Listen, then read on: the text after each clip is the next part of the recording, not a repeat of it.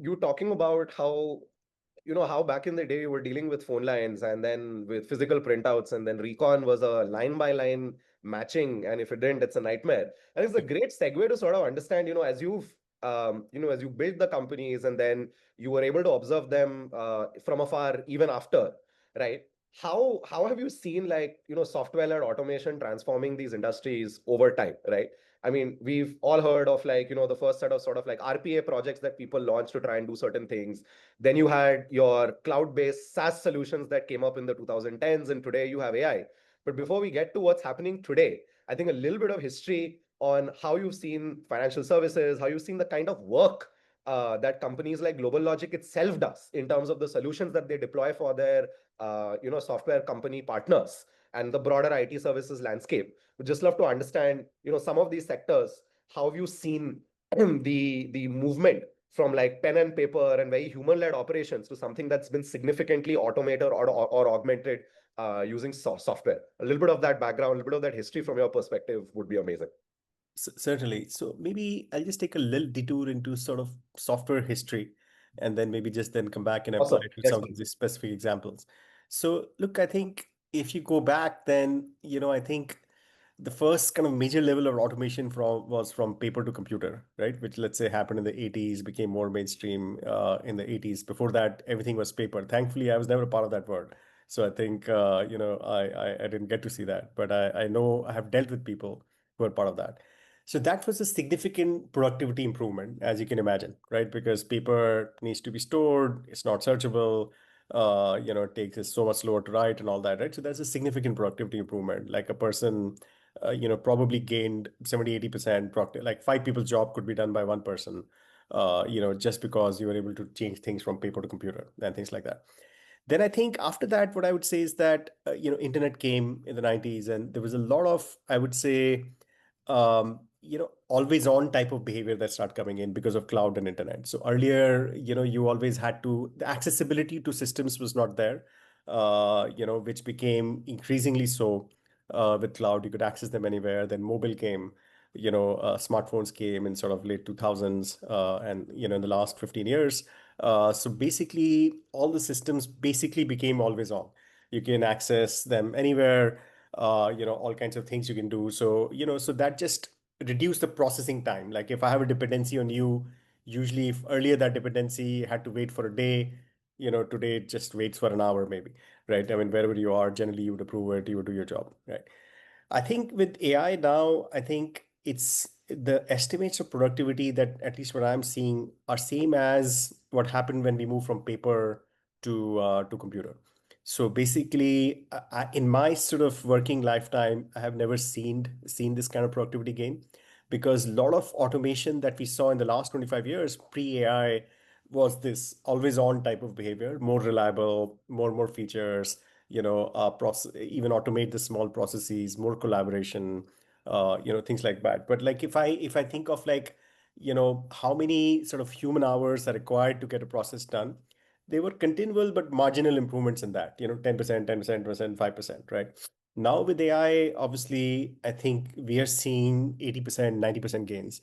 And so again, we're back to that situation where a 5 person's job can be done by one person, which is akin to when we last saw from paper to computer move. So in my sort of last 20 years, until pre-AI, I think when I look at companies like Pine Labs, Global Logic, I don't see a significant change. Like when I look at sort of how the payment ecosystem works today versus how it used to work in 2000, 2001, sure, instead of like the paper printouts, people are getting emails, there's a lot more automation already. So there's a machine learning sort of, that matches those total and throws up, the exceptions on their own. But also what has happened is that the business has increased significantly as well. So what has happened is that, there are more and more people involved in the whole process.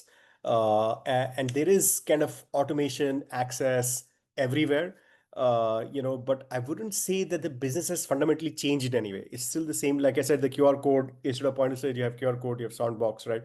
But the fundamental way the payment system works is exactly the same, in my view. Also, it's very tightly governed by regulator, RBI. So there's only so much you can do, in terms of innovation, and things like that. I think in the GlobalLogic example, I would say again, they have mostly been beneficiaries of more technology coming in over the last 20 years. So let's say, for example, more cloud came in, they started implementing cloud-based products. So there was a whole sort of shift to, writing more code to make, but then mobile came in, they sort of latched on to that, right? And I think and like that, after since Y2K, so it was kind of internet, Y2K, cloud, mobile, those have all been good stories for the IT outsourcing market, and they've been sort of building those products, enabling more and more access. I think outsourcing particularly seems to be now coming upon some sort of an existential crisis. I think it has been talked about, for a decade at least. I think people have been expecting it to come in, but I think we already see large companies reducing their hiring, TCs of the world, things like that, because this is truly sort of the time where it feels like 10 people's job can be done by one person or two people.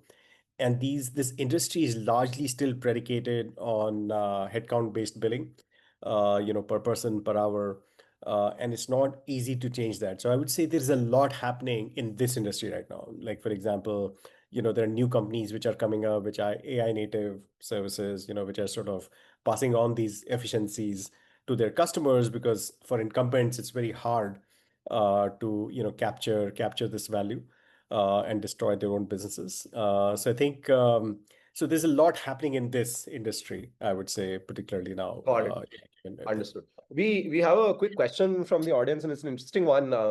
In the days where Wipro, Infosys, TCS, and the like were already present, right, and outsourcing of technology services was already a mainstream thing by that time to an extent. What specific gap did you see in the market that led you and your co-founders to build GlobalLogic? A question from Pranjal in the audience. Thank you for that question, Pranjal. Yeah, Pranjal, so the specific segment of the industry that we got into has now come to known as OPD, outsourced product development. So there are subtle differences when you sell to a CIO versus when you sell to a CTO. When you sell to a CIO, think of it, let's say if you're selling to a Wells Fargo bank CIO, then CIO has a certain percentage of the budget, right? Normally, basically, 4% of the company's turnover is CIO's budget. And within that, they're required to do certain things, maintain their SAP implementation, Oracle implementation, Salesforce, right? All the tools that they have, implement some new tools. And Infosys, Wipro were largely Y2K, then cloud migration, right? These are the kind of things that they do. And Infosys, Wipros of the world did an excellent job of sort of, pitching into them competencies and building competencies and structuring their contracts.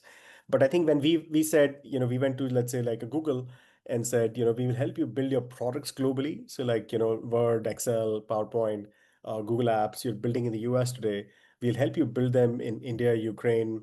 We had a larger opportunity to Ukraine, maybe China, and to help you build more global products. And we'll also help you take them to market later. When you sort of ultimately, if you break it down, it comes down to engineers, but the way you work is very different. Because the goals are very different. The goals are much more faster time to market, more product per engineer. So the metrics change versus when you're looking at the CIO. So I think that helped us succeed and sort of build out a business around that. Awesome. Thanks a lot for that. And maybe just one last question before we move in, to discuss today and what's happening more clearly with AI.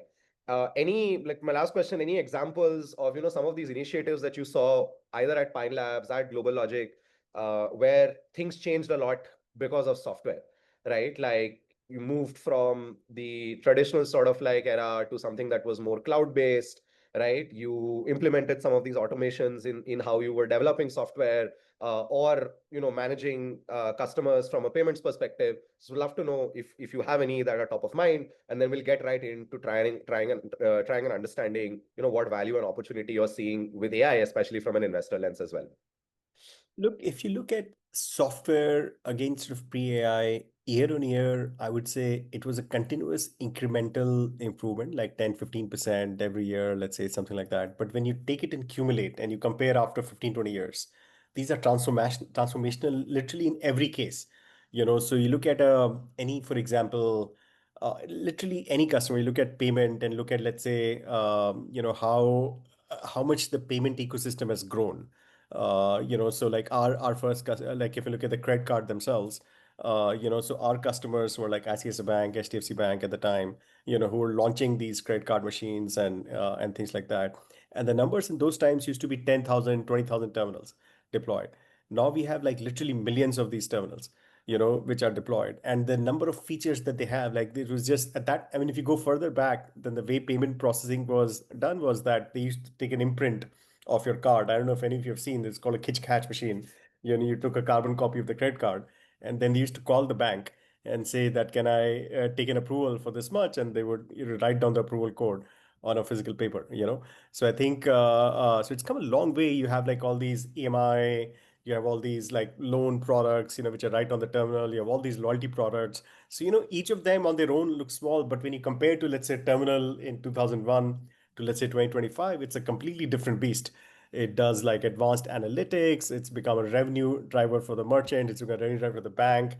It's become a lending product. It's become a marketing product. So there's just a sea change in what all it does today versus, it used to do 20 years back.